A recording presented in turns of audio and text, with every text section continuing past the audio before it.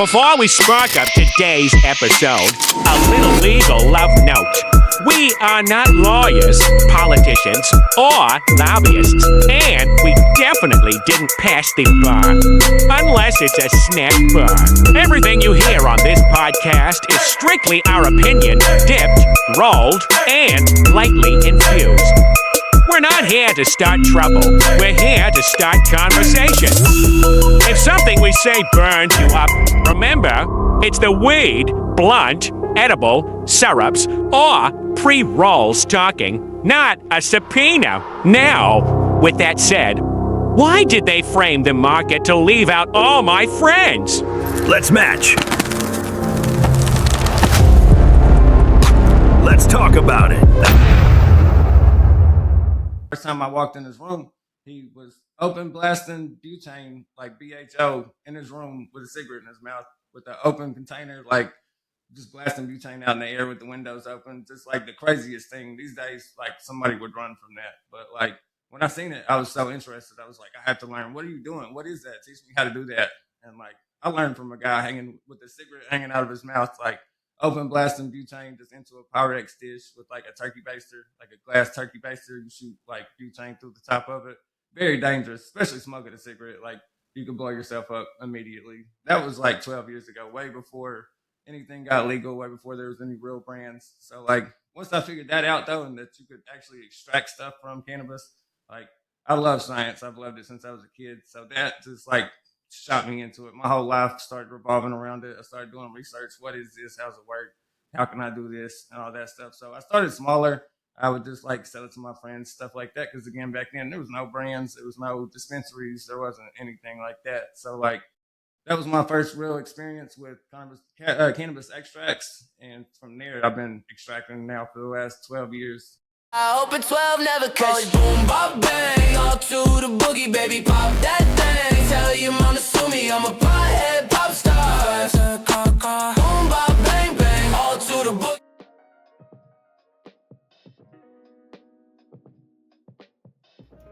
What's up, everybody? It's your boy Trey the Joker, and I'm here to answer some questions for Stuart Passion for y'all today. Why am I passionate about content creating? I'm passionate about content creating because it's an outlet for me.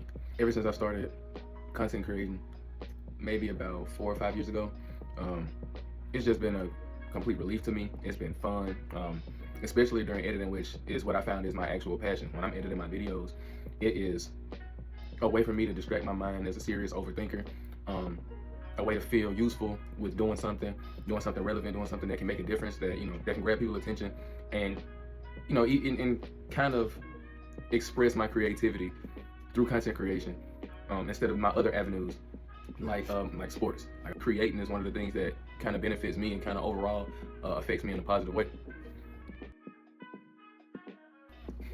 Why cannabis is a part of my journey? Cannabis is a part of my journey mainly due to me growing up in a seriously negative environment. And that's no disrespect to my family, with how hard they work trying to make it a positive environment, or to put positive things into my life. It happened to just be a very negative time and a negative place for me growing up. And if I didn't have sports for the first half of my life, ain't no telling where I would be. But definitely with the second half, as in going into adulthood, cannabis changed my life in a different way. Instead of me using it and abusing it to try to mask the things that I was going through, I used it to remain positive throughout the things that I was going through. It brought me into a world of friendly people. It brought me into a world of videos that I can watch and inspirational people to be around and to influence me. And that is the start of how I got into content creation in the first place. So cannabis actually is what brought me into content creation, because before that, I wasn't a person that liked taking pictures. I wasn't a person that liked taking videos. I wasn't a person that was recording myself or anything like that. But in a good way, I became really passionate off watching Dope Jola videos, seeing how positive he was, how happy he was, how he was teaching the different type of ways he was being able to inform his audience. It was very inspirational to me to see that. And so watching one of his, watching one of his teach you how to roll a joint videos, they taught me how to roll a joint in one day. After watching that video, like I said, I become really obsessed. So after watching that video, I watched his how to roll a cross joint video, and in 1 week of learning how to roll a joint, I rolled a cross joint. I'm so inspired by the people that I'm inspired by, or the things that I'm inspired by, that they motivate me to create. And using those things around cannabis, like me becoming a cannabis creator, is how I sync up what I'm passionate about in the real world and passionate about what I do, and I mesh them together. What drives me? So, this is a deeper question for me.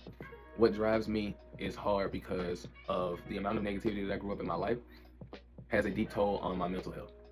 What my family goes through has a deep toll on me. What I go through it takes a deep toll on me, and I'm learning on ways to maneuver and learning ways to try to master that. Try to master getting over letting the world affect me in a certain way. But what drives me, like I said previously, is those things that I'm passionate about, that I find throughout my life. I'm passionate about sports. If I meet somebody that can talk about sports like I can, that'll be a long conversation. And I mean sports in general. Just different type of things influence me. And when I see something good, I see something that's inspirational, motivational, or I see something that's just really good and that puts me in a good mood, I like to go ahead and use the motivation that I have at that time and go ahead and start working. If y'all go look at my videos, y'all go look at my pages, y'all see the drive is incredible. The more communities that I join and engage with certain people that have faith in me and that like what I do and I like what they do, that also drives me. Future that I see in content creation, that's what drives me. Why am I committed to breaking negative cycles? I want to introduce my family, my demographic, my race, my hometown, everybody to a world where this is possible to help you. I'm committed to introducing my family into different ways that they can partake in cannabis so that way they can feel the health effects of it. They were very held up on the old tradition. I want to introduce them into a world where they can take other things instead of going to the doctor and taking 8 different pills, different shapes and sizes, to where they can take, a gummy, or they can eat a cookie or something like that, and they can feel the pain relief, they can feel the relaxation that they need to, in order to be able to be productive throughout the day and to be able to rest throughout the night. You can also say that that's what drives me as well. I believe that breaking negative cycles is a reason to drive you. Anxiety, focus, depression, things that I actually suffer with on a daily basis, how they can help me maintain functionality and maintain productivity throughout my day. Like I said, me and becoming a cannabis content creator actually made me more productive socially than me playing sports and being social that way. As I was in sports, I wasn't social. As I've been partaking in cannabis, I've been way more social. It helps. It opens you up. It shows you a world full of new people, and you're not afraid, and you're not like overthinking or mentally breaking yourself or beating yourself down over opportunities, meeting new people and everything like that. And we all not dummies. We all know some of the billionaires in the world do stuff that's harder than what we do. Why I love Stewart's Passion. Stewart's Passion is the first team to truly believe in me enough to give me the opportunity to do what it is that I want to do for a career. Editing, promoting, marketing, content creation, all in one. I get to rock a lot of gear and a lot of merch from them. I get to edit for them. I get to hone in on the skills that I want to perfect in order to make a career out of what it is that I became passionate about. They are the first official team to actually believe in my skills enough to actually pursue me for an extended amount of time. I talked to Tony himself, and he told me he was trying to get me up on to be a part of his team basically since he started it. And like I said, I was just going through so much in my life that it was hard for me to tap into certain opportunities. And once I got over what I was going through, I needed to be able to use the things that I was going through as motivation and be able to take the opportunities that was given for me. And I respect him, and I'm thankful and grateful enough. It's a blessing to me that after I was able to get through what I was going through, that he was still pursuing me and he still wanted me to join the team. And here we are. And I gotta say, I love the man just for being real with me, having faith in what it is that I do with my content creation, and him being a real person and a real individual, aside from the social part of him. And I respect his backstory. And so I'm invested in Stewart's Passion, and I love the brand, and I love the man, and I love the team. Why I believe I can change the narrative. Why I believe I can change the narrative goes back to the negative stereotypes and everything. Like the fact that my family grew up with the negative stereotypes of what cannabis can do. Me being able to inform them on new studies, me being able to show them personally, as over the years my intake has gone up, but my productivity has also gone up. Showing them working in different environments, working in health, working in smoke shops and things like that, and learning certain ins and outs of certain things, certain strains, certain edibles, certain tinctures, certain ways that certain forms that cannabis comes in. I'm able to further inform my family on what it is that certain things can do for them, and what they can do, and find their niche in how cannabis can actually be a benefit to their health, and not the stereotypical negatives that are pointed out all over media. So the reason why I believe in it is because I've watched over the years that my own family has become more comfortable with not only my usage, but certain other family members' usage, but also have become comfortable with using in certain ways themselves. The negativity that has been surrounded by the stereotypes that have been, blasted throughout the years, my usage and my family members' usage have been able to show other family members that, the usage of cannabis isn't going to break you. Like I said, my productivity has gone up, my passion has gone up, my ability to want to create more has gone up, my ability to want to be more social has gone up. So, but the person that I am now can go out and about, be who he is, be free to be me, and that negativity, you don't even think about the negativity. That negativity isn't really cast over you. There's millions of people who are an influence and a motivation to me because they're happy to be who they are. And it's all thanks to one thing. Nothing else that they've been through in their life has helped them be freely who they are if it wasn't for cannabis. Other things can influence different parts of you to be freely who you are in those moments, but once you partake in cannabis, it really does free you to be open, out and about, and be happy to be alive, be happy to be free, and actually try to enjoy your life. That's one thing that I'm still managing, one thing that I'm still learning is how to enjoy my life. And all thanks to cannabis thus far, I don't think I would have made it this far without it. So to me, that's a negative cycle that's been broken long ago. And all I can say is I'm appreciative of the opportunities that cannabis brought to me that sports didn't even bring to me, that conversations and knowing the right people didn't even bring. Cannabis brought more opportunities and more connections for me than doing things that people seem to think open a lot of doors to people. And no doors, no opportunities have been given as freely, as immediate, as openly as the smoke community, the vape community, the cannabis community, and I'm proud to be a part of it.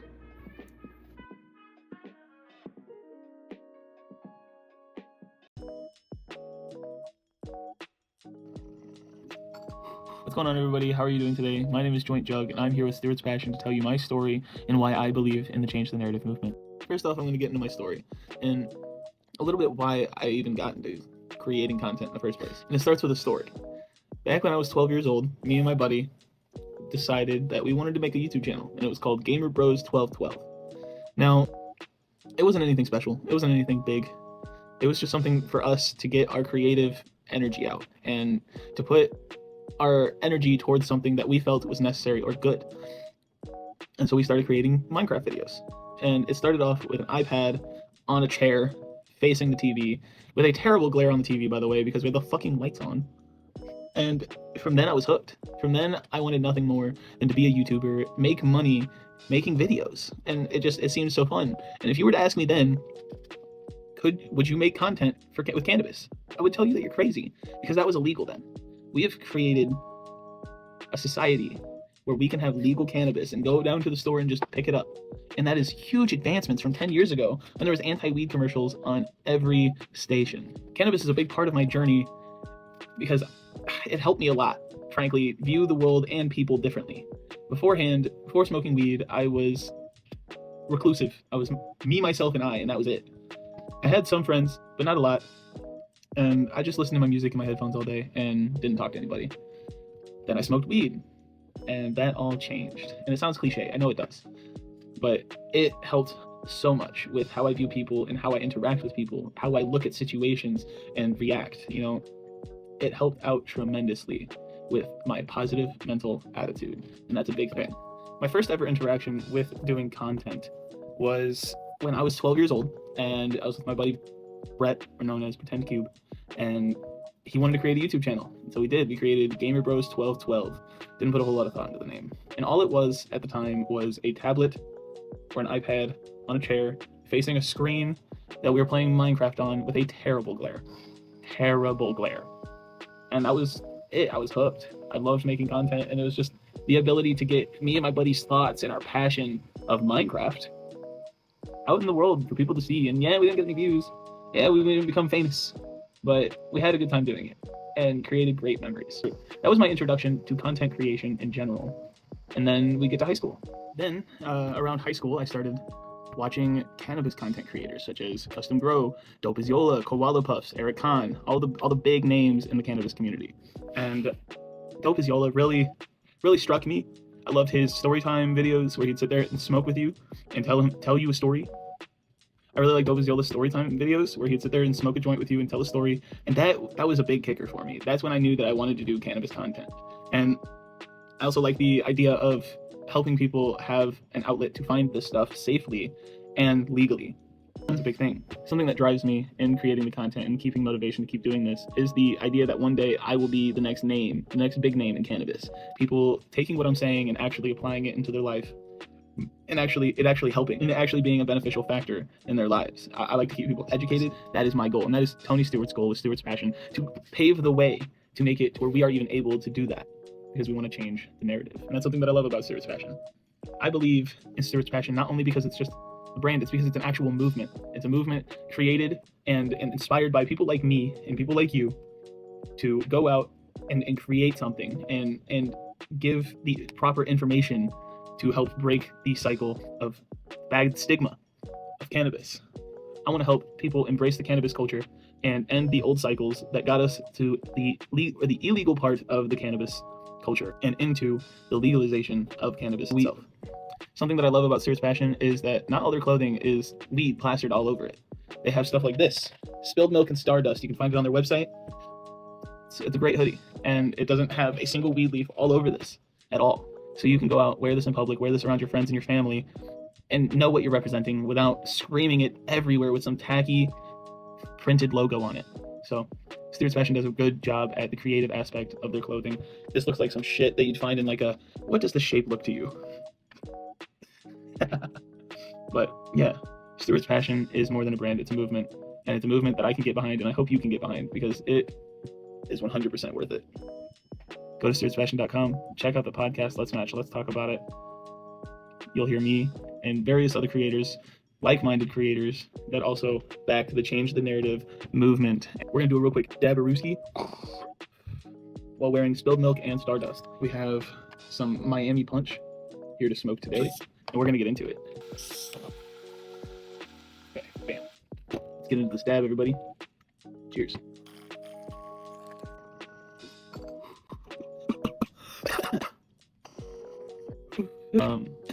Make sure you go to Stewart's Passion. Pick yourself up something to upgrade your closet, your girlfriend's closet, your mom, your dad, your brother, so on and so forth. Let's upgrade your closet with the Change the Narrative movement and get the name out there. Joint Jug, the fuck out.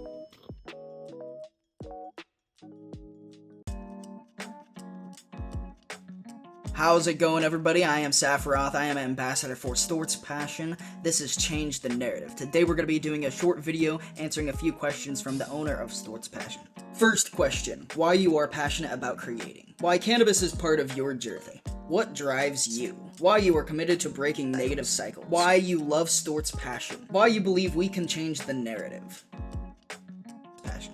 First question, why you are passionate about creating? Personally, I am really passionate about creating and posting content because it is, something that I enjoy. I have a huge passion for cannabis. I've been doing it, or smoking and indulging in cannabis for about 14 years now. And I just have a long history with it. So I like to do very thorough educational videos on strains, tell you the specifics of how the effects feel, and everything about the strain. That's why I enjoy the review content that I do. And I enjoy being very social with, on my live streams, people coming in, watching me play a game, or toke up in a Wake and Bake live stream. Or the content that I post, people commenting on there, and having questions, or just really enjoying the content that I post. Even before I was doing YouTube, I was posting on my Snapchat and social medias quite often, just socializing with the local friends, or the people I had from high school and whatnot. Just token up, hanging out with friends, or just posting up reviews on my Snapchat. So this was just a step up for me. Why cannabis is part of your journey? Cannabis became a part of my journey very early on. I've been smoking for 14 years and I am 23. You guys can do the math on that. And honestly, it's just been something that I've enjoyed for a very long time. I do it recreationally. I don't do it for any medical benefits like for anxiety or, the help with pain or anything like that. I just enjoy the cannabis plant. I have a very high tolerance, and I don't get absolutely stoned where I'm out of my mind 24/7. I'm constantly aware of my surroundings, and I am, conscious. I am not a, couch locked high kind of stoner. I'm a very, functioning stoner that just enjoys the plant. But the reason why it became a part of my journey and why I have so much passion for it is because of just the personal experience I had as a kid growing up with the plant and, you know, my personal experiences with it. What drives you? What drives me to continue to post is because the industry is fantastic. Cannabis is a wonderful thing. I love cannabis, everything about it. I want to get more involved in the cannabis industry. I'm doing bud tending. You know, I want to just get more involved with the industry in general, do more stuff. I like doing thorough reviews, you know, giving people, you know, educational reviews and thorough reviews on what a strain will do to you, because the entourage effect is truly vast. Why you are committed to breaking negative cycles. There really is so much misinformation about cannabis. There is still so many people that look at it as a hard drug when it really is one of the safest drugs out there. Cannabis is, in general, very wonderful. There's so much medical benefits to it, but there's lots of states like Texas that just legalized THCA in all forms of hemp. You know, they're absolutely backwards. You know, criminalizing such a innocent plant when we know for a fact alcohol is more damaging to your system and causes more damage. You know, drunk driving. You know, I could go on. But there's so much misinformation about cannabis that needs to be changed. You know, the whole narrative on cannabis being this evil, bad plant needs to change. And that is why I am dedicated to trying to change that narrative. Because, you know, we just had an example, like I said, Texas going backwards with this kind of viewpoint. You know, we're going to be locking up people for small-time possession in Texas for cannabis when there is more things to worry about. But that's why I am committed to changing negative cycles. Why you love Stort's Passion. I love Stort's Passion, and I'll tell you guys, I was the very first ambassador. I am still an ambassador for the company, and I just love it. I started my cannabis journey, you know, posting content and whatnot, and Stort's Passion was the very first sponsor of the channel. At 400 subs, we got sponsored by Stort's Passion. And I absolutely fucked with all the clothes. I fucked with the vision, I fucked with the narrative, and I fucked with the journey. You know, I started messaging this man, and he had a vision that I really connect with. And, you know, I really was excited to get my first sponsor, of course. But ever since that day, you know, we've been thriving. Most importantly, the support and the community fostered under Stort's Passion is growing and growing. It's becoming a wonderful community. I've literally been here since the very beginning. I was the first ambassador. And now we have tons and tons of other ambassadors. People sharing the vision, sharing the passion, and trying to change the narrative. You know, it's fantastic. Why you believe we can change the narrative. The more and more we expand the message of Stort's Passion to change the narrative, the negative look on cannabis, the more and more the community will grow. There's a lot of people that already have that, you know, viewpoint. I mean, the cannabis community in general is huge. Germany has a huge cannabis community, Thailand, but there is still a lot of communities that have that negative look on cannabis, and we definitely need to change that narrative. And the more and more we expand our message, the more and more people we reach with, you know, our passion, the more that we're going to be able to change that narrative. Stort's Passion isn't just a brand, it is truly a movement. We are all like-minded individuals that really want to change the cycle and change the narrative. And we are looking for more people that really want to, you know, inspire and create that passion. I want to give a big shout out and thank you to Stort's Passion, the owner, for letting me be a part of the Change the Narrative campaign. It really means a lot to me, especially because I've been a part of the company as an ambassador since the very beginning, and I love the growth. I love the, you know, the passion, the, you know, the message. I love the movement that we're spreading. So, hey, that's about it. That was all the questions that, you know, was in the email. But either way, hope you guys enjoyed. Happiness, positivity, one love.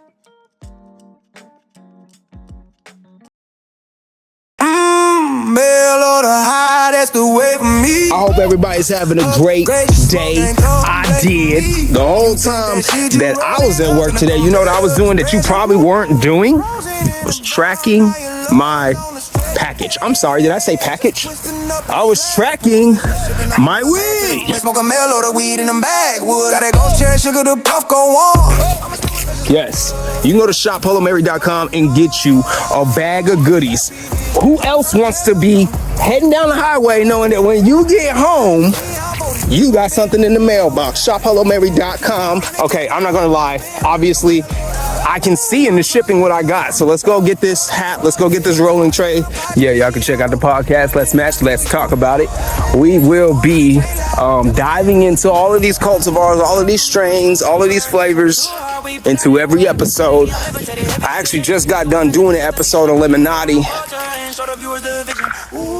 which was a cross between Gelinade and something else. I can't even remember now.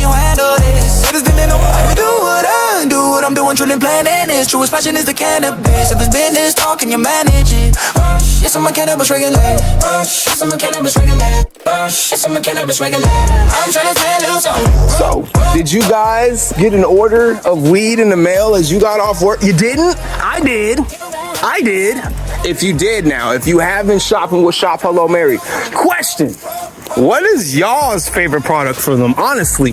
Because I have been literally drowning in wax now. Seriously, I have enough wax to at least last, I'd say, a month. This is what you call 420 mail time. I'ma stew his passion, smoker, smoking and standing brown. You always get a receipt, you always get a letter that lets the law know that they can't touch it. Real tea. It's a compliance letter in every single box. We through the podcast, alls never fail, better all through the podcast. Order you mail order cannabis through Stewart's Passion. This is brought to you by the Patridge. Let's match. Let's Hello, talk about Mary Trey. Yes. We got an official Shop Hello Mary tray from this order. Shout out to Shop Hello Mary, by the way. They sent that to us. And now we're gonna go see what's in the bag. Me and the homies smoke by the ocean. We got a ½ ounce in flour right here. This is some Gorilla Glue. I can't wait to smoke this. Thank you, Shop Hello Mary. I have not had no Gorilla Glue in a while, so yes, and I can already, and it's a sealable bag. When you get the ½ ounce or more, you can seal the bags back up. And then we have some garlic cane. This is another ½ ounce, so we got a full ounce of flour from Shop Hello Mary. Thank you to the team out there. This is garlic cane packaged on September 10th. Man, September 10th. And last but not least, guys, we have this. This is Dolce Do. Hey, I don't know if it's Dulce de Papaya. Yeah, I think it's Dulce de Papaya. Yeah, we got some more wax. I'm about to open this right now. This is how it comes. And you can't really smell it either, right? So you can't smell it through the bag. But there you go, guys. Yeah, on this one, guys, we ended up getting an ounce. Plus, we got a gram of wax in the mail. Bam. You already know what it is, man. ShopHelloMary.com. This is a 1 gram jar. I think that I'm gonna have to do something to show y'all how you can enjoy THCA on a break, on the go, right before you get there, and you don't need no fancy equipment. But that one's coming later, guys. We just got another package that landed from ShopHelloMary.com. Be sure to check it out. Yes, this comes to your mail. I am less than, I'd say, 400 steps from a military base. So no more excuses, guys. It's making it, it's landing. You don't have to break the bank, okay? Talking about $60 ½ ounces, guys. All right, I just got a full zip in the mail, and I knew it was there by the time I got off. I was able to go straight to the mailbox and get me something, and now I'm finna roll up. I almost forgot to tell y'all, and they give you a lighter, so everything you need to proceed, they got you. Stay speed up from the feet up, fresh in my fitted, fresh in my SP fitted. How we did it, like they just tryna change the narrative one step at a time. Hey, I can save them 25. Budget jumping, the Hello Mary tend to creep up high. Fuck fresh as wind, SP up from the feet up. I stay speed up from the feet up, fresh in my fitted, fresh in my SP fitted. How we did it, like they just tryna change the narrative one step at a time. The Hello Mary tends to creep up high. Fuck fresh as wind, let's speed up from the feet up. There comes a point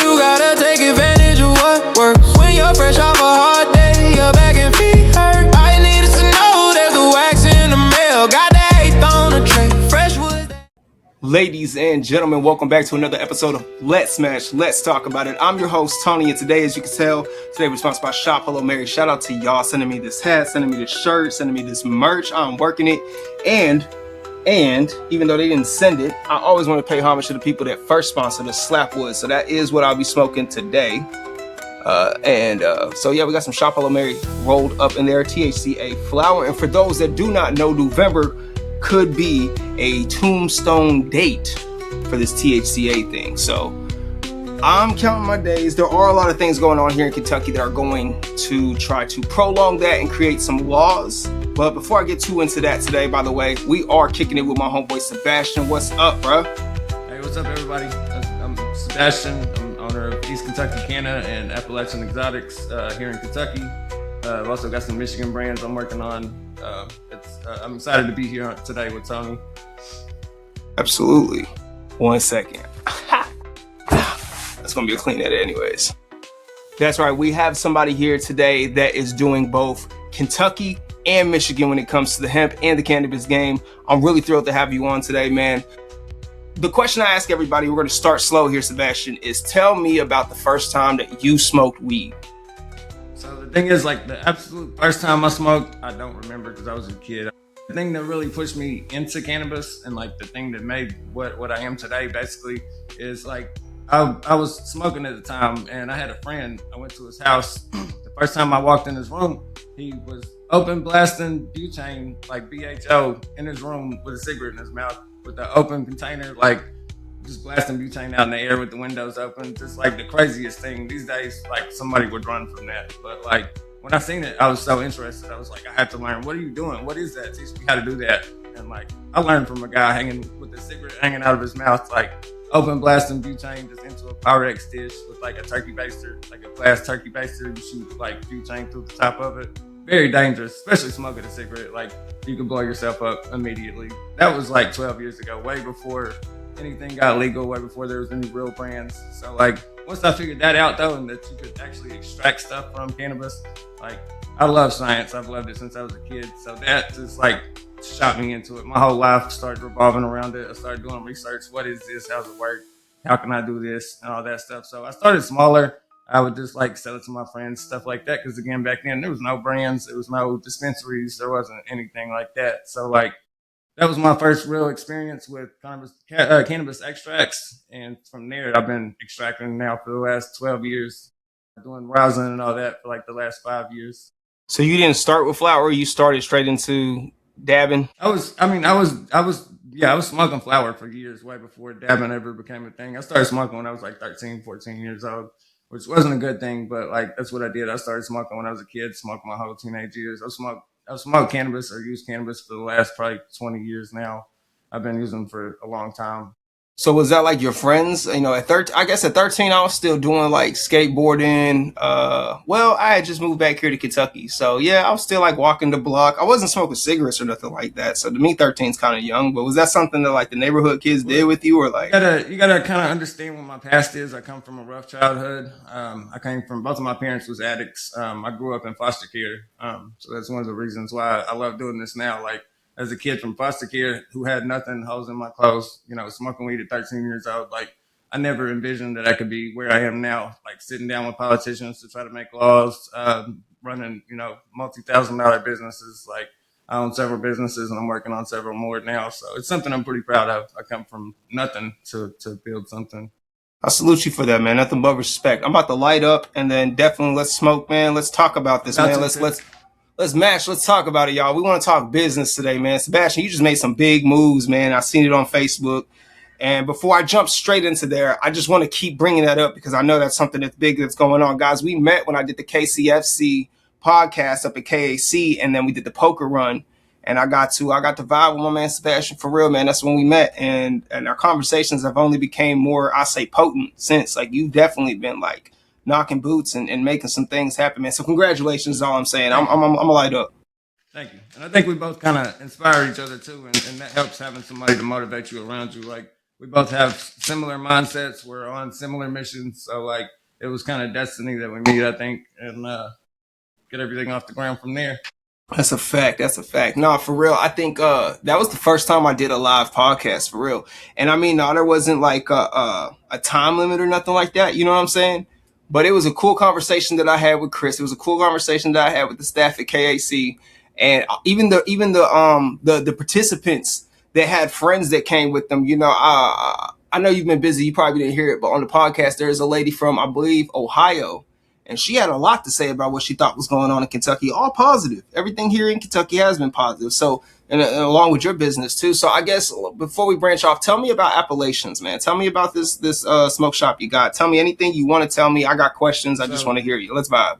So let's match too. But before we get into that, I need to make a disclaimer. I am filming this in Michigan, so the products that I'm smoking are Michigan products, but they are legal where I'm smoking. So I just want to make that disclaimer before I do light up. But to get into my brands, so I have a hemp dispensary / smoke shop, and that's it. That's located in Pikeville, Kentucky. It's called East Kentucky Canna, and we sell almost all hemp products: vapes, edibles, dabs, pipes, bongs, all that stuff. The only thing we don't carry in the store is flower and pre-rolls, because those are obviously illegal to sell in Kentucky, so we don't carry those, but we do carry basically some of everything else.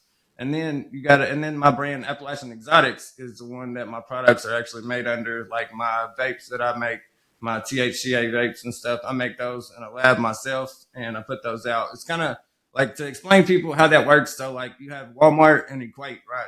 That's Walmart's brand. When somebody talks about it, they say Walmart brand, right? Because that's what their brand is, but it's not called Walmart brand. Almost every brand that releases their products, same with dispensaries. You got the refinery and High Tech. The refinery is the retail location. High Tech is the grower of the flower. So like, my vape products are Appalachian Exotics, and those are going to be sold. Also, I will be releasing a website for this, so you will be able to order my THCA flower from Michigan to anywhere in all 50 states, including Kentucky. You can order flower to your door, and I actually have some of that with me today. This is my THCA flower that it's going to be sold on the website. Put that up. Let me see that closer. This one specifically is called Toad Belly, and as everybody knows, Toad Venom right now is the most popular strain on the market. It's what everybody wants. Everybody's searching it out. This one is a cross of Toad Belly Toad Venom and Tuna Belly. Tuna Belly is another huge strain that's on the market right now. Absolutely fire, both of those, and it's a cross of those two. But it is THCA flower, as you can see on the label. These are just prototype labels right now. They will be in more professional bags when they actually ship from the website. These are just the prototypes. But this flower is going to be better than almost anything you can buy in dispensaries. So like, most people don't understand the THCA laws anyways. So like, the 0.3 D9 THC, all that, like the flower that you buy in Michigan dispensaries, Cali dispensaries, like 90% of that is under 0.3% D9. So like, THC flower is exactly the same thing basically as dispensary flower, and that just depends on what grower you get it from, is how the quality is, how it's going to smoke, all that stuff. But I only source my stuff from the absolute best farms, the best THCA farms on the market. So any flower you order from my website is going to be anything you can get, even in Cali or Michigan. And when did you say you think that site's going to be up and running? Excuse me, I had to light this. But that site will be up sometime in the next week to 2 weeks at most. I've just got some things I'm working out, but that website will be launched in the next week to 2 weeks. And as Tony said, THCA is federally illegal starting in November. So like, as of right now, we only have from next week until November on the cutoff deadline to ship this flower to you guys. So like, you're going to want to take advantage of it as much as possible, maybe even stock up before the market goes off the market. Yeah, definitely stock up, guys. And that's one of the reasons why we're transitioning to full cannabis brands. Cannabis brands, like the medical and recreational market, are going to be around a lot longer than the THCA. So that's what the next announcement we was just getting ready to get to, what Tony was talking about that he's seen on Facebook. I actually just bought a legal grow operation licensed in Michigan. I will be selling on the recreational market. We're hoping to drop our first harvest around the beginning of the year. I got a seven room grow house. Basically, it's an entire facility just for growing, and it's got 7 grow rooms. I'm going to be doing probably 100 plants every 3 months or so. So we're going to be putting a lot of products on the market, and it's all going to be done by me. I'm going to be selecting the genetics. I'm going to be growing it. I'm going to be doing everything from scratch, and I'm going to be focusing on like old school gassier strains. So like, the market right now is flooded with fruit stuff, like like anything fruit related, from runts to stuff like that, fruit and candy, like that kind of flavors, which everybody's getting tired of because like that's what all the entire market is. So I've got so many people searching out those old school strains like you got back in the 90s, early 2000s, and to source those genetics, I'm flying out to Cali, I'm flying out to Colorado, and I'm actually going to these old school breeders who have had these clones for 20 years, taking their clones and growing them as mine. And then down the road, eventually, we're going to start creating our own genetics and breeding and doing all that. But just to get off the ground, we are going to be running other people's gear, but only the top end stuff. I want to back up just a little bit, Sebastian. There's a lot of people out there that are asking themselves, as well as myself, man, how did you get into this position? And I kind of want to back up to even Appalachians, right? Tell me from the business mindset to like from paper to, or I should say from brain to paperwork, from idea to reality. How did you find yourself in this situation where you own your own THCA brand, you have a storefront, you're now opening a grow op in Michigan? Just take me to day one so I can kind of like, you know, make it real, someone like me, to where I can go, oh, I might be able to do that. Inspiration is the key. Okay, so like I will have to back up and kind of start at the beginning. So like I told you, about 12 years ago, I started making BHO and stuff like that. But that was just like in my room, not professional equipment. I had no idea what I was doing. I could have killed myself at any moment because like I had no idea what I was doing. But fast forward some, and about 5 years ago, I started making rosin and like really getting into it, like in my bedroom. No, it wasn't no like commercial. I wasn't even selling it. I was just making it and smoking it. So I started making that, and the grower that I was buying from, like it was a black market grower. Obviously back then, it was very gray area. Even the legal dispensaries was a super gray area back then. Like it's not like it is now. It wasn't as regulated, nothing like that.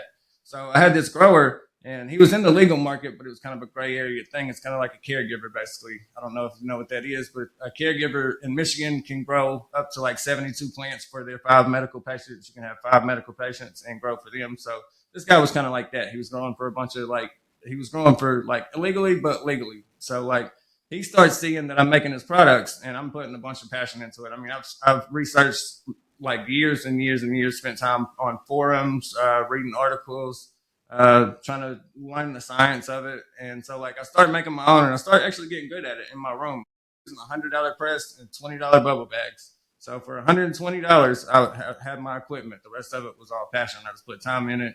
I kept doing it over and over. I would waste money. I would do entire runs, mess them up, and lose that money. But like I loved it, so I wanted to keep doing it. So like this grower notices that I'm making his stuff, right? And like all his other customers are commenting on it, telling him like, this guy's producing fire because he didn't have his own rosin producer at the time, right? He was just a grower growing and selling his flower. And then his trim, he was selling, like he would sell his trim a lot cheaper than his flower. So he wasn't keeping his trim at that time. So like I met up with him, and he starts asking me like, can you make my rosin if I start giving you all my trim and stuff like that? And to be honest, back then, I bullshitted him. I was lying. I told him, yes, I have a whole commercial facility set up. I'm ready to go. I can just give me your stuff. I can make it. So like, I kind of talked my way into it, and I did kind of lie, but I had the passion was there. I had equipment. I knew I could do it if you did give me the opportunity. It was kind of a lie, but kind of not. So I told him, yeah. You challenged yourself. Yeah, I was challenging myself. And again, I'm working on a $120 press, $100 press, $20 bubble bags, and I'll explain what those are later. But like I was working on those, right? So he's like, okay, I'll take a chance on you. So like I fly out and work for him, and he gives me the first harvest that he does with me. He gives me 20 pounds of flour just right off the bat. Just hands me 20 pounds of flour and it's like, bring me the rosin back, and I'll split the money with you. So like I'm astounded. Like I don't even know what to do. I'm in a hotel with a $100 press and the $20 bubble bags with 20 pounds of flour that I have to process in under a week. And I lied to this guy. I told him I had a bunch of equipment, and he's retired now. But like because of that one guy is why who I am now. But like I took that. I went to the hotel room, and because it was 20 pounds of flour and I had a half pound of processing equipment, I had to sit there for 7 days. I slept like 2-3 hours a night, stayed up processing this over and over and over and over. So what my whole day consisted of. I was just at a hotel processing flour. And I done that for the first week. I took it back to him. He was blown away with it. Like I made all my own packaging. I printed all my own labels. I put them on the packaging. I did everything like by hand, just me, no team, nothing. So I packaged that 20 pounds, took it to him, and we got a whole lot of rosin out of it. My first day dropping on that, I made a lot of money. I can't say any specific numbers because again, this was back in a gray area, but like I made a lot of money off that. And from there, I just kept processing for him, kept saving up, kept investing my money into myself. Though, like every time he would pay me, I wouldn't use that money for like my personal life. I would take what he was paying me, buy better equipment, bigger equipment, so I could process more, so I could get to that point. And it took me about 2 years to go from $120 to extracting for actual brands. Like I would go for like there's legal brands on the market right now that I extract for in Michigan, and I can't say any names because we haven't cleared it with legal and all that, obviously. But there's brands that I extract for that a lot of you guys smoke right now, and you don't realize that I made that for that brand. Like I come in as a contractor, I go in and make it, and then they pay me and I leave, and they sell it to dispensaries. So like I've already been working in the legal market, and that's what I've been working on my extraction process. But through extraction is how I've done everything, learning the science and being passionate about it. But just putting the hard work in. There's no like shortcuts. You can't cut corners. Like I've worked for the last 5 years now. I've worked 7 days a week every single year for 365 days, and I'll take maybe a week off a year. But like other than that, I've been working every single day, all day, as much as I possibly can. And now you have this grow op in Michigan. You have, I'm guessing, correct me if I'm wrong, you literally can just either just start making a bunch of brand new cultivars and introducing brand new stuff to the game if you wanted to. You got the right to make your own edibles, and there is restrictions on that with my license. So like with the license, the concentrates I can make right now, I can make hash, I can make rosin, I can make RSO, and I can make edibles, but I can't make live resin or BHO or propane. There's volatile explosive chemicals. That's the only thing we can't use under the smaller license because it is a smaller grow. I'm only allowed 100 plants every 3 months, 100 mature plants. I can also have 100 plants in vegetation, 100 in flower. So like, but there are restrictions with this, and one of those is BHO and propane. But other than that, rosin, what my whole career is based around, I can make, and I will have a lab for that, making that in house with my own flower that's being grown. And so, take me through that. What are the steps that you are going through as of today? Right? Are there seed in the ground already? Or you already got your lights set up? Where were we at? What are we doing? So how that works, first I had to find the land and all that. Obviously I had to find where I was going to do the grow at. That's part of the license is you have to find, where you're going to have, you have to have infrastructure is what they call it. So like I had to get my infrastructure first. I worked with actually a cannabis specific realtor, and I can put his name out there once I clear it with him too. He works in Michigan. So if you're looking for any kind of like cannabis facilities, dispensaries, extraction labs, they find stuff specifically like that, and they specialize in cannabis. So they linked me with somebody. I ended up buying the property, and I bought the property that it was on, the grow facility. There was already a grow facility set up. Somebody had just moved out from a previous grow. So it was completely set up and ready to go. And I got it, at a crazy price. Like just what I paid for the entire property, like you can't get just the grow equipment that's in the property to set up one. So like it came up to an opportunity to where I couldn't pass it up. And so I got the land, the facility, all that. I've had to work with the municipal county thing that it's located in. I'm not going to give out the location just for operational security. Obviously, on a grow, you don't want to tell everybody where it's at. You'll get robbed. So, but it's in Michigan. It's in the middle of Michigan, the center of Michigan. But so like I had to go through that. I had to buy the property first, right? So I took the loans, whatever I could do to do that. I got the property. And then now I just have to finish with them. I talked to them today. I signed the letter of intent for the property. And now all I have to finish doing is get, what genetics, because like how it's supposed to be is when you bring genetics into Michigan, like you're allowed to start with that, whatever genetics you pick, whatever you bring in. But from there, it's supposed to stay in state. So like, if I breed something, like if I make my own, it's supposed to be, done in Michigan. I'm supposed to get the genetics from another company in Michigan. So like you're allowed to bring them in originally, but once you start the company, you can't bring genetics from out of state. So that's and how many genetics did you say you could bring in? Did they limit that number?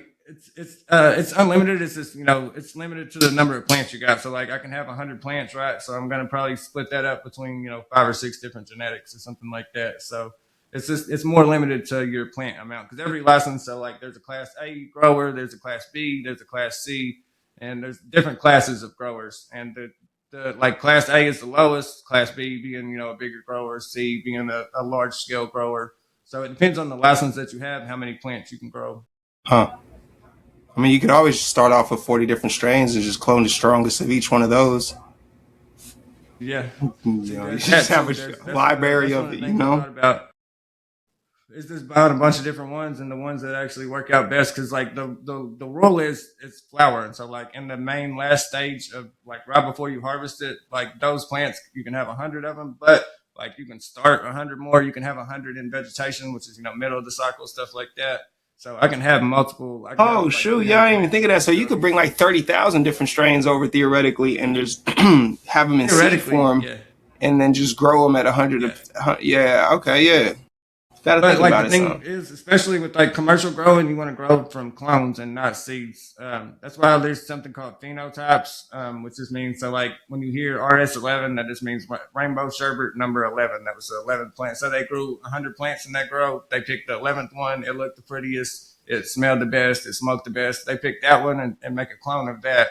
And then you'll grow a bunch of clones. So you'll take one plant and make that into 100, 200, 500 plants, whatever you do. And so most people like me, myself included, I'm going to Cali and I'm purchasing the clones off these grow companies. So like the ones that have the genetics, like, and some plants you'll have to go in and pay like $5,000 for one clone just to get one clone to have that genetics and grow it. So that's also another limiting factor is how much the clones that you want cost. The better genetics usually are going to be more expensive, but then you also get things that are like just exclusive, like genetics that's not that great, but they get super popular and they get expensive. So it's a lot of variables on that. Dang. It's a lot of rules you got to follow just to have some fun.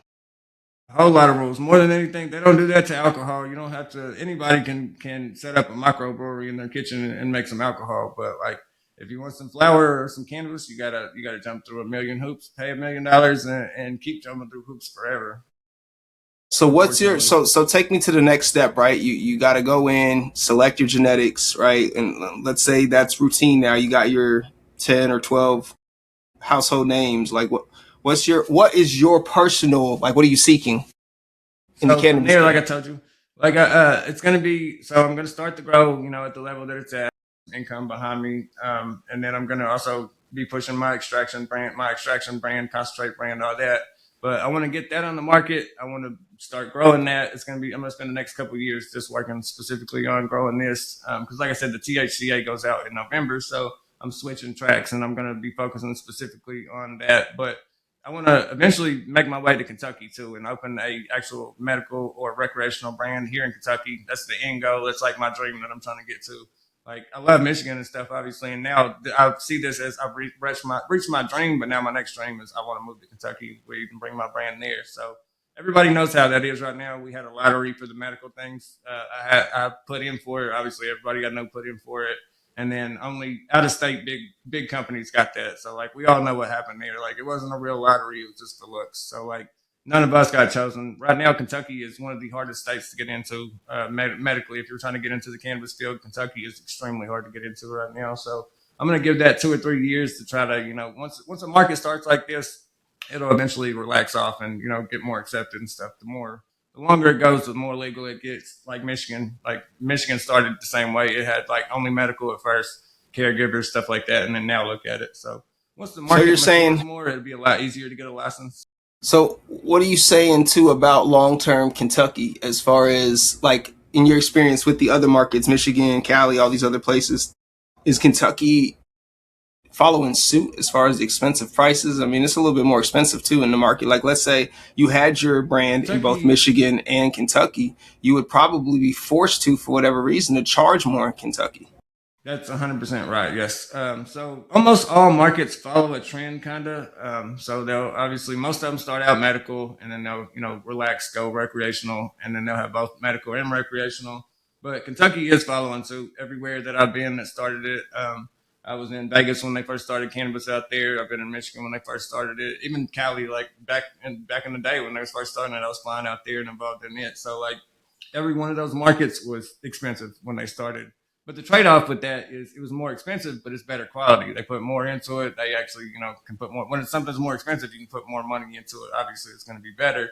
So one of the things I actually have been surprised with is Kentucky quality. The quality of Kentucky I have my medical card in Kentucky, obviously, so I use Kentucky medical cannabis too.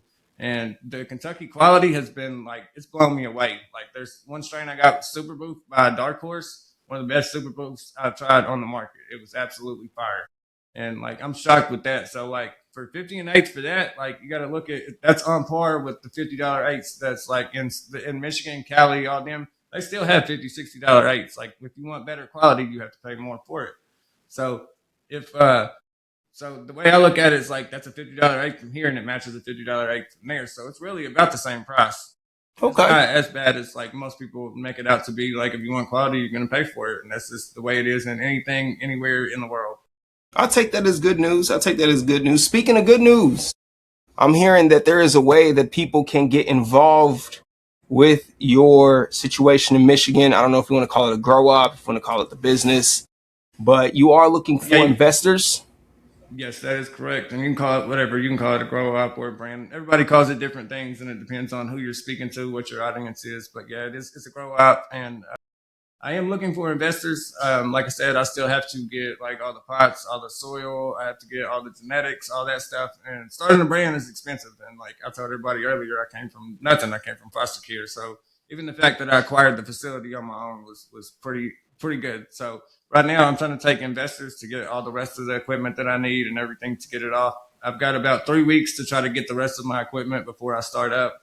So over the next 3 weeks, I am taking investors. I'm taking up to 100,000 right now for 30% of the company, but it would be 30% of like what we make and not like I'm still going to be controlling the grow and stuff like that. But any partners that get involved, like we can name strains after them. We can help, they can pheno hunt with us. Like they can be very involved with us, but I will retain like control obviously over the company. It's going to be my company, my brand, and my name on it. So it's going to be, I'm only going to be pushing out quality. I'm not going to be growing the cheap stuff that everybody is growing, like the super cheap, weak, not good stuff. Like that's not the market that I'm trying to get into. So I'm going to be growing more expensive, better quality, and I'm going to keep control of everything. But if you invest $100,000, you can get 30% of my profits. So 30% of a cannabis brand is a lot of money. So like being able to invest that, you'll make that back in the first year and be making profit after that. So I am taking, and I'm going to split it up. So if you invest 100,000, you'll get 30%. If you invest 50,000, it'll be 15%. And if you invest 20,000, it'll be 7.5%.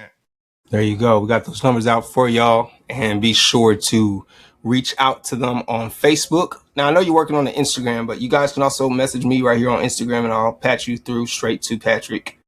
Sebastian, wow, I'm high. Yeah. We only have a Facebook currently. I have my personal Facebook, and then I have the brand East Kentucky Canna on Facebook. You can search either one of those and message me anytime on there, or you can message Tony, and Tony will get a hold of me. I'm going to be drawing up actual investment papers Monday with my lawyer and my legal team. It's going to have all the official numbers with the projected, numbers and projected growth and all the technical terms that any investors might want to see. We're going to have all that available for you Monday after. That's dope. That's dope. And I look forward to seeing that. I'm going to share whatever it is you need us to share, bro. We've got a blog coming out letting y'all know the details on that, plus more on what's going on at the store. Let me ask you, what's going on with Appalachians in November? Should it not happen? Should they not? Yeah. That's a very uncertain thing right now. That's why I've been kind of switching gears and focusing more on the actual legal canna side, is because it's very unknown. Right now in November, I could have to close and shut down that brand completely and just do nothing else with it, which I'm going to move to, the cannabis brand. I'm going to use all my equipment and transfer it. It's not going to be a complete loss, but like I'm going to prepare for that too. I'm not going to make a lot of inventory come, November. I'm going to sell off what I have already made and not put more into it until we figure out what the laws are.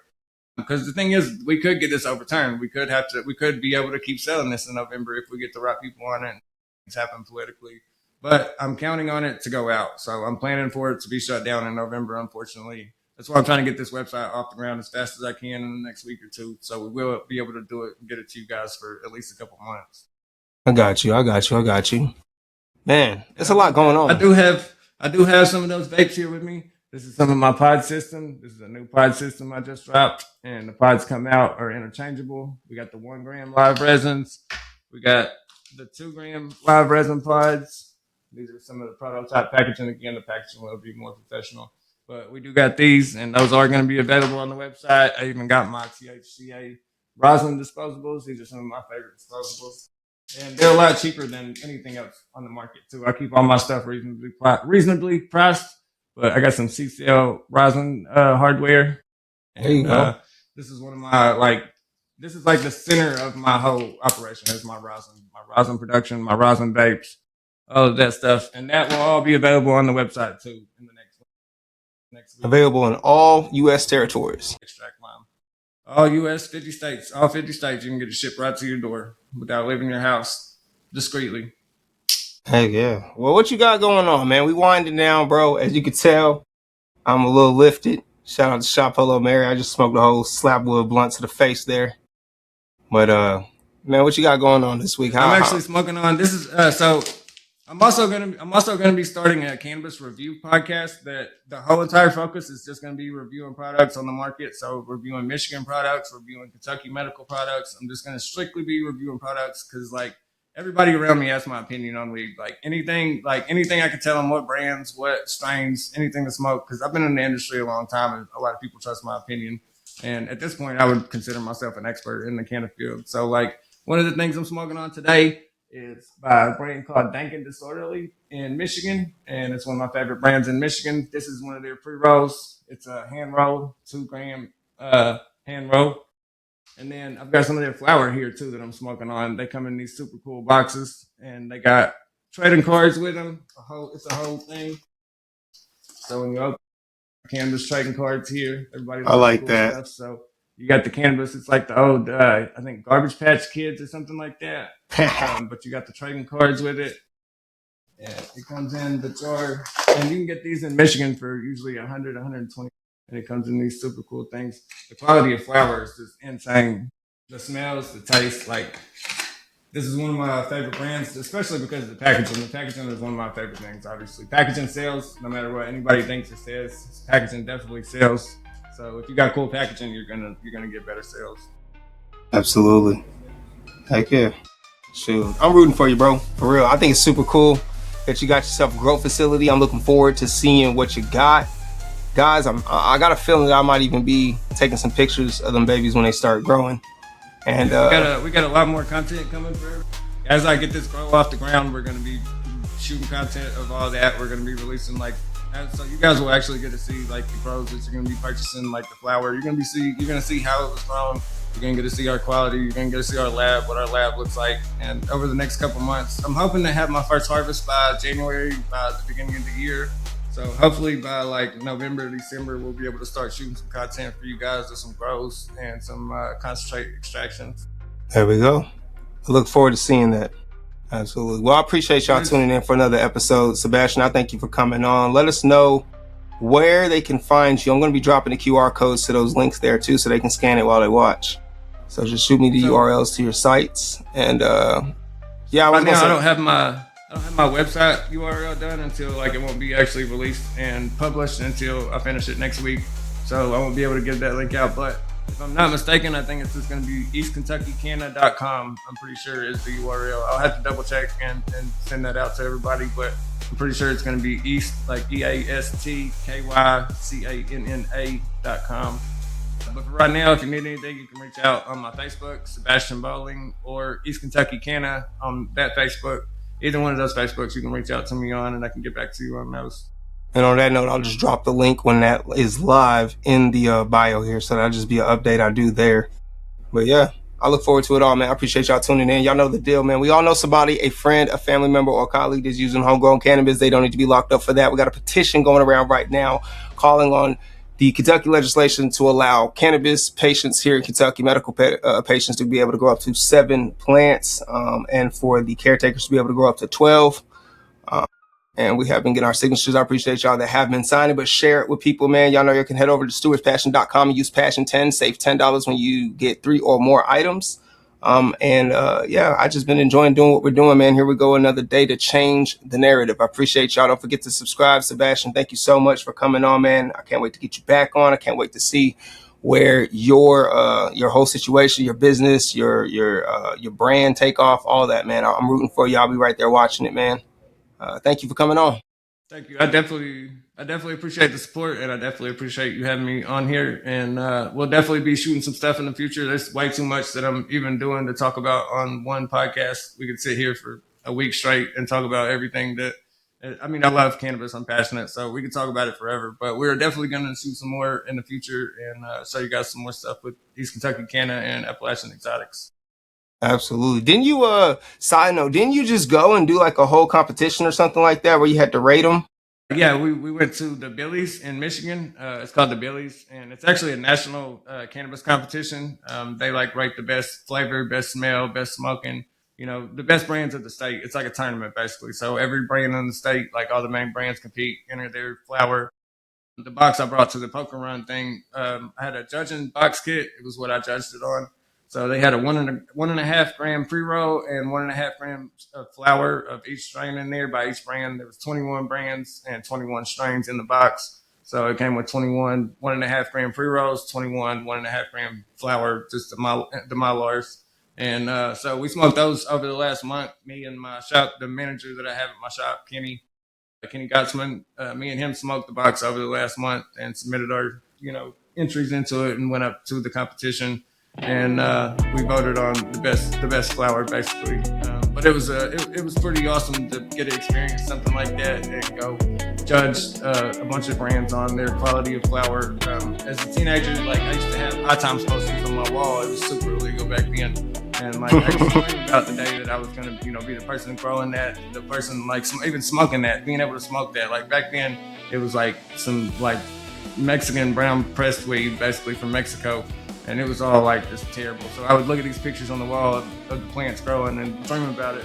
And now I'm here judging competitions, meeting the people who's actually putting this stuff out. There was a bunch of cannabis celebrities there I got to meet, so I got to network with a bunch of like brand owners. All the brand owners came together and we all talked and smoked, and like there was probably 3,000 people in one building all smoking together.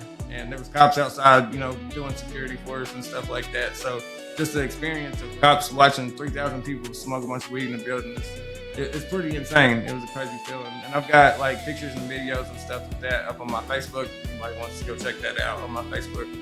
I do post a lot of that stuff whenever I do it.